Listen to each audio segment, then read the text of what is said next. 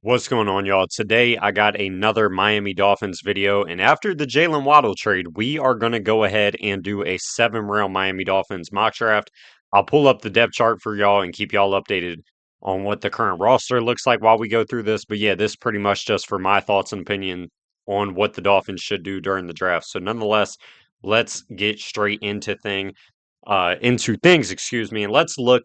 I don't really care where the players go. It's more about the 10 players off the board.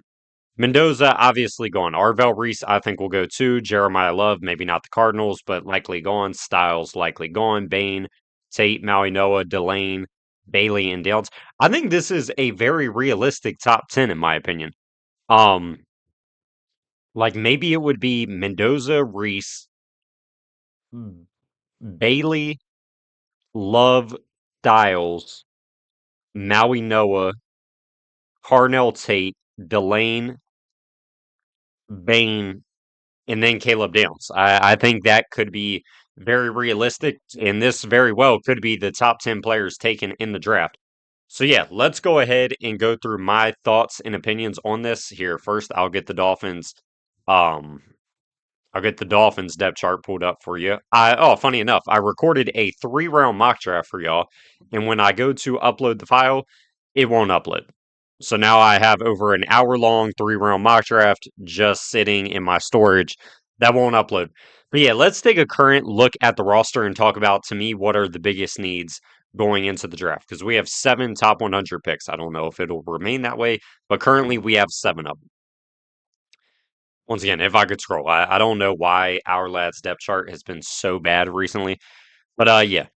They said the other day Devon Achan is not available. Thank you, Lord. I mean, I don't think he should be. He's 24 years old. I don't know why.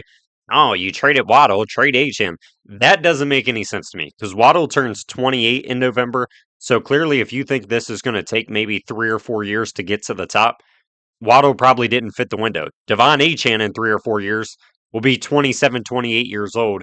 Oh, but he's a running back. I don't really see what points towards his game not translating because he's such a good pass catcher.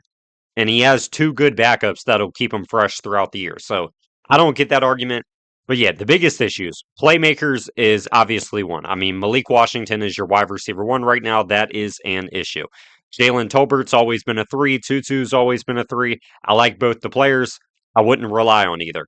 Tight end is a mess. It's Greg Dulcich. You brought in Ben Sims as a blocker. That's it. The offensive line is not very good. Austin Jackson is back, but for how much longer? I would bet just this year. I don't think Austin Jackson will be a Dolphin in 2027. Jamari Sawyer, I think, is a good backup piece that can really fill in anywhere. Charlie Heck, backup swing tackle. I like those pickups. Neither one should be starting, or there's something really wrong. Defense side of the ball.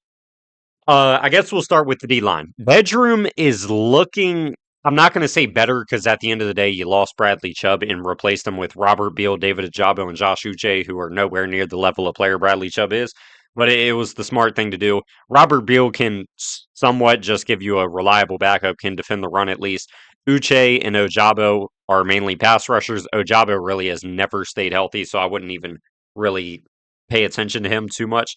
Defensive tackle group, I promise you, you will not see me take a defensive tackle unless Zach Sealer is also traded before the NFL draft. But you got Kenneth Grant, Jordan Phillips, Zach Sealer, Zeke Biggers. You brought back Matthew Butler. I don't see a reason to take one.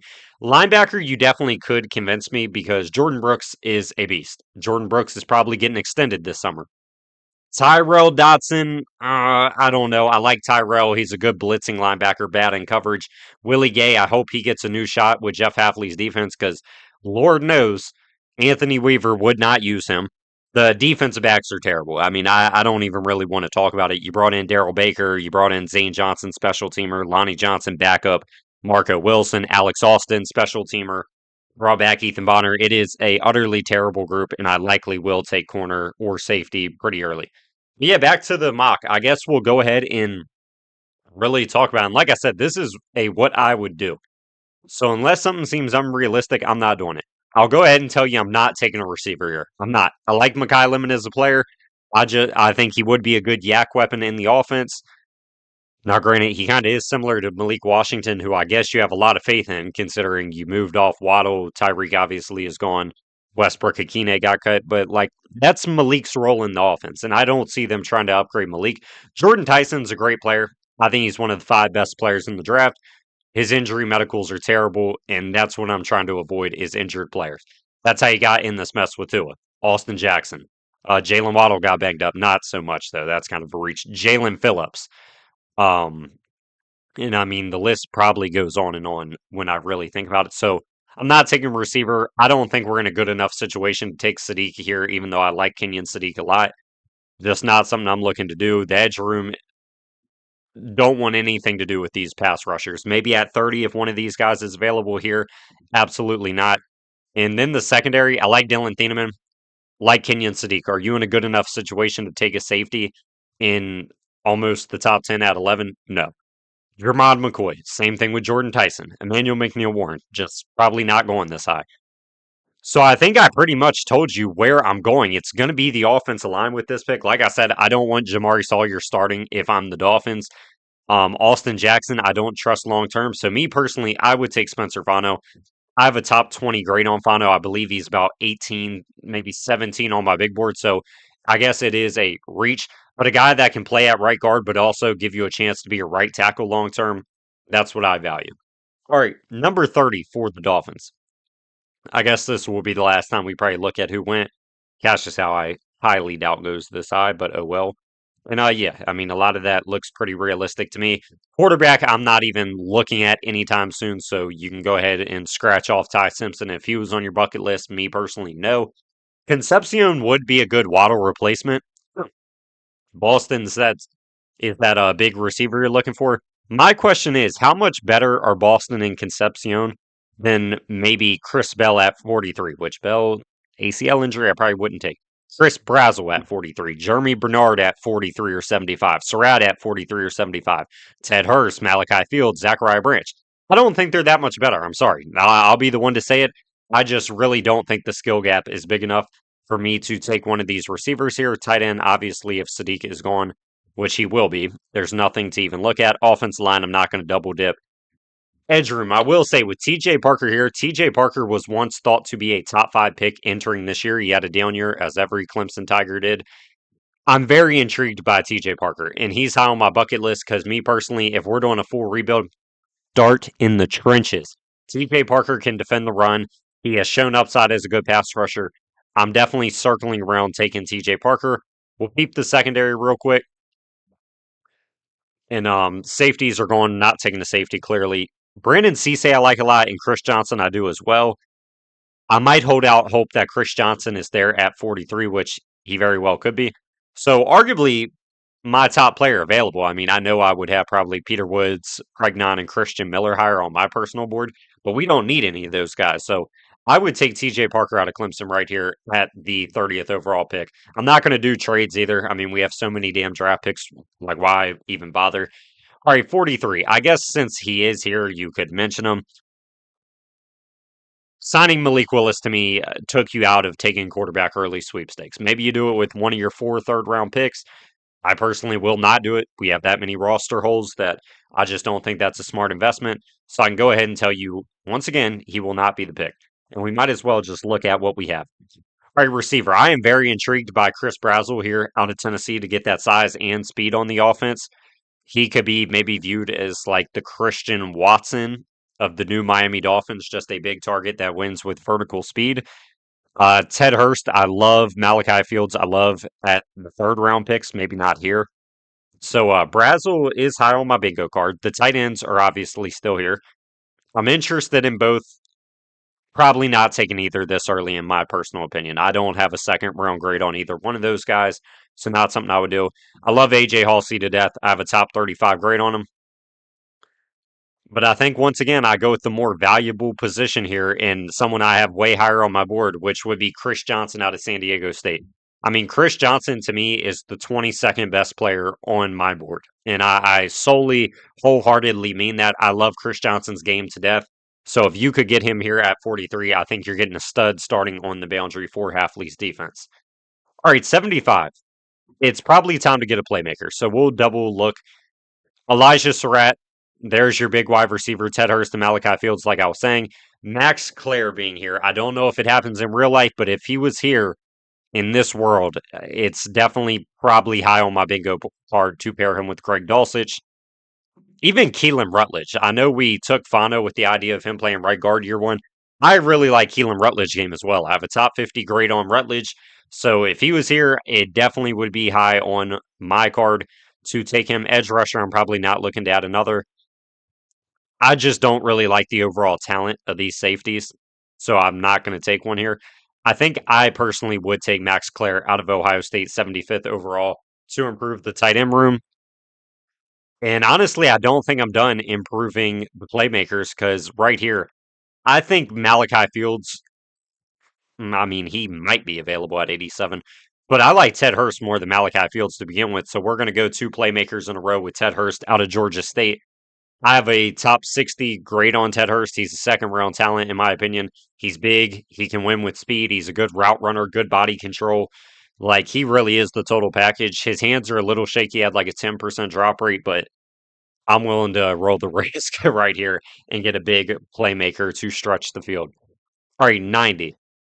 This is where I guess I would start looking quarterback. Like someone like Garrett Nussmeier, I think is a very pro ready player, but like Malik Willis, Quinn Ewers, like what does Nussmeier really add for that group? I personally couldn't tell you. You do definitely need a safety. Like we looked, it's Lonnie Johnson and Dante Trader. If you want an athlete that can play safety and in the box, Genesis Smith is your guy. Zaki Wheatley is more of a just back there, just he's back there roaming around. For some reason, has a real nose for the football, and not in terms of causing turnovers, but if the ball's on the ground, Wheatley will find it on the ground. So where do I want to go? I think if you're the Dolphins, I mean, we've had a really steady draft. You got to take risks at some point. Genesis Smith is a hell of an athlete. He's really good in coverage. He just has to improve as a tackler. I'm all in on that. I'm willing to take the chance and find out if he can do so. So Genesis Smith will be our next pick. 94, our last top 100 pick. I'm probably looking receiver again. If you don't take a wide receiver or a tight end in the first three picks, I would definitely consider taking three playmakers in the third round. And I know that might sound crazy to some people. Like I said, I'm pretty much ignoring Malachi Fields. I don't think he'd be here. The group really didn't fall well. So maybe we won't take a receiver right here. Tight end, you could argue, to add another body. Michael Trigg, pure receiving weapon. Justin Jolie, great blocker. Probably not going to do any of that. Linebacker, like I said, I think this group could use a third guy. Caleb Elam-Zor, he might be ranked 169. I don't think he's making it past the fourth round. So maybe he'd be there at 130. I'm comfortable with taking him right here, right now. And honestly, just for those coverage skills and athleticism to add in the group as a fourth linebacker, I think I'd be willing to take him here. So we are going to go Caleb Elam or out of TCU, 94th overall. Man, Jalen Kilgore gives you a fun option as a nickel safety hybrid. I don't know if he'll be here at 130 in real life. I think he could potentially sneak in the back of the second round. But boy, am I intrigued.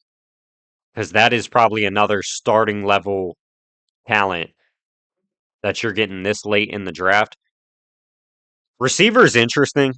Like Caleb Douglas, I like. Cyrus Allen had a good Senior Bowl. Jeff Caldwell is big. He's kind of like Ted Hurst, so I probably wouldn't go that route. Kendrick Law offers a lot of speed down the board. Eric McAllister probably would not take at 130. Jacoby Lane's the big physical receiver. It might sound stupid, and I understand why, but like Devon Achane is the focal point of your offense. The run game is the focal point of your offense. Malik Washington, I think, has untapped potential to where he could be an impact player. Ted Hurst, I'm a big fan of. Jalen Tolbert has been stuck behind good wide receivers this whole time in Dallas. Tutu Atwell's a big speed playmaker. Theo Weiss looked good in the preseason and at the end of the year when he started playing. I'd be willing to just let that group roll. I think right here I am going to grab Jalen Kilgore just for the versatility in the secondary. And I mean, if he was here in real life, I think it'd be a very easy pick. Will he be? That's a good question. We'll have to see. All right, 151. This is the point, like, you've added so much to the roster. If you want to take a shot on a quarterback with a lot of upside, I'll hear you out. Obviously, PFF has these guys ranked really low. I think Taylor Green probably goes in the top 150 just off intangibles and tools. Cole Payton could be here. Like he definitely could. So I'm interested to say the least. I definitely am. We've added so much on defense. So to me, it's either probably another playmaker, offensive line depth, or a quarterback. We're going to take Cole Payton, assuming Taylor Green probably would not be available at this point. Hey, they gave us pick 238. That's been off the simulator. All right, 227. This is going to be probably a pretty easy pick, and it's something I always like to do. Bobby Slowick probably wanted to keep Alec Ingold as a fullback, costed too much money. Eli from Navy is probably the best fullback in the class. If he's here at 227, let's go ahead and grab him. 238 for the Dolphins, last pick of the draft. I'd be fine adding another tight end, another receiver to battle. I'd be fine with another. Oh, Vinny Anthony, I'm a big fan of. And he's like the separating slot I'm kind of looking for that can win. Yeah, Vinny Anthony was here. I'd actually probably sprint the card in. Like Vinny Anthony, someone I'd probably take at that 151 pick. So if he's available in the seventh, it's probably a pretty easy pick. But yeah, Dolphin fans, that will be the mock draft. Gave you a little overhaul or overview of the depth chart, how it currently looks. Let me know what you would do differently. So we'll go over it one last time. Spencer Fano, starting right guard in 2026, maybe your long-term right tackle. If not, hopefully strike gold, excuse me, and he's just a guard of the future. That's fine by me. CJ Parker out of Clemson. Oh, y'all can't even see it. A lot of untapped potential. I mean, really good tape in 23 and 24. Had a down year. If he's there at 30, I'm willing to roll the dice. Chris Johnson, boundary starter. Max Clare probably is your starting tight end, and Dulcich is the backup. Ted Hurst offers a big speed threat on the outside of the offense. Genesis Smith, big athletic safety that can play in the box. Caleb Elam's or great coverage linebacker to add to Jordan Brooks and Tyrell Dotson. Jalen Kilgore, nickel safety hybrid, elite value at 130. Cole Payton, this isn't really my doing. It's John Eric Sullivan. He talks about taking shots every year at quarterback. I think Cole Payton is a worthy shot at 151 just because of how good he was at North Dakota State. Eli is going to be your fullback. I struggle with that last name. That's why I'm avoiding it. And Vinny Anthony the second is just a very good receiver to add into the wide receiver battle to make the team. But yeah, that will be the 7 round mock. Dolphin fans, let me know what you would do and how you feel about mine. And until next time, peace out.